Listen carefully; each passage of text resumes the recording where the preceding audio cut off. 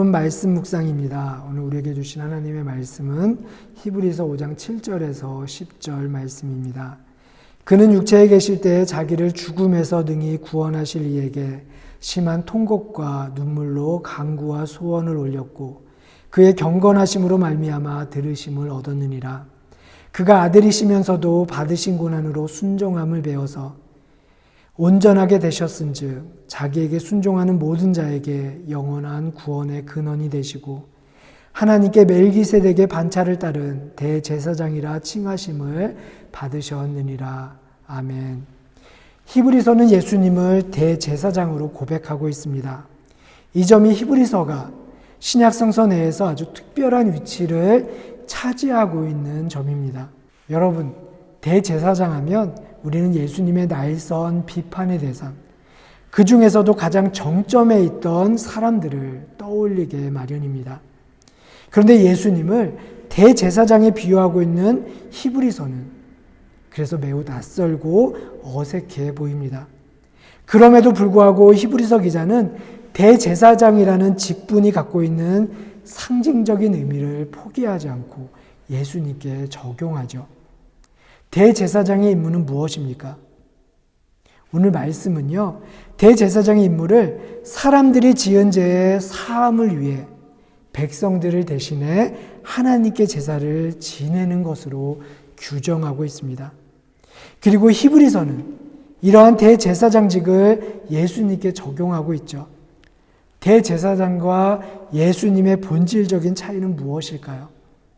대제사장은 짐승이나 곡식을 제물로 바치는데 반면에 예수님은 당신 스스로를 제물로 하나님께 바쳤다는 것입니다.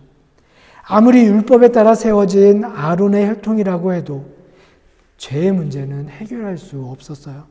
그러나 하나님은 새 언약을 통해 인간의 죄의 문제를 단번에 해결해 주십니다. 예수 그리스도의 십자가가 바로 그 열쇠예요. 예수님은 동물을, 곡식을 제물로 바치는 대신 당신 자신을 제물로 바침으로 단번에 인간의 죄를 용서하시고 구원을 이루어내셨습니다. 예수님은 그 십자가를 통해 죄의 뿌리가 되는 단절된 하나님과의 관계를 회복하였고 하나님께로 통하는 구원의 길을 열어놓으셨습니다.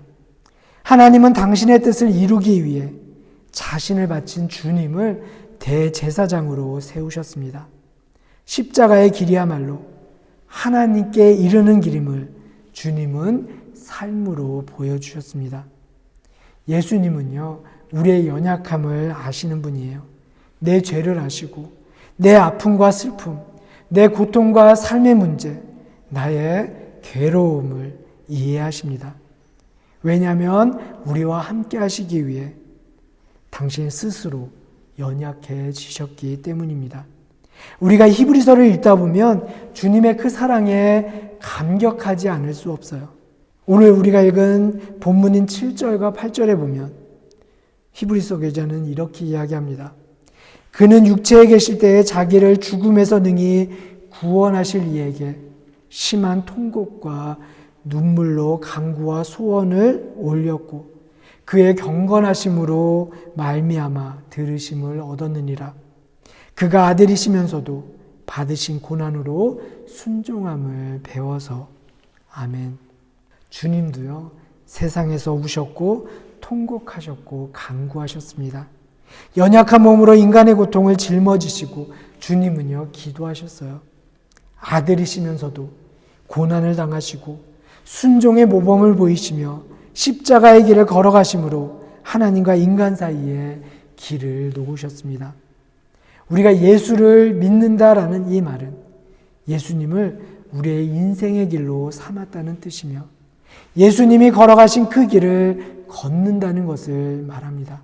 하나님은 우리 역시도 당신의 택하신 족속으로 왕같은 제사장으로 당신의 소유된 백성으로 불러주셨음을 이야기하고 계십니다. 이제 우리가 주님이 열어놓으신 그 길을 걸어가야 합니다. 여러분, 우리는 택함을 받은 자로 부르심을 받은 자들로서 나의 가족과 또 교회 공동체의 식구들과 이웃들과의 길을 만들며 살아가고 있습니까? 예수님처럼 그들을 사랑하며 그들을 섬기며 그들의 아픔을 나누고 그들을 위해 기도하며 그들과 연결된 길을 만들며 살고 계십니까? 어두운 터널을 지나는 것처럼 어둡고 캄캄한 인생의 여정 속에 우리가 비록 서 있을지라도 주님이 걸어가신 그 길을 오늘도 묵묵히 걸어가는 여러분들을 통해 하늘의 십자가의 사랑과 구원의 은총이 우리 가운데 풍성해지고 하나님의 사랑이 연약한 우리와 함께 하셔서 예수님과 함께 기쁜 신앙의 길을 걸어나가시기를 주님의 이름으로 축복합니다. 주님 주시는 참된 평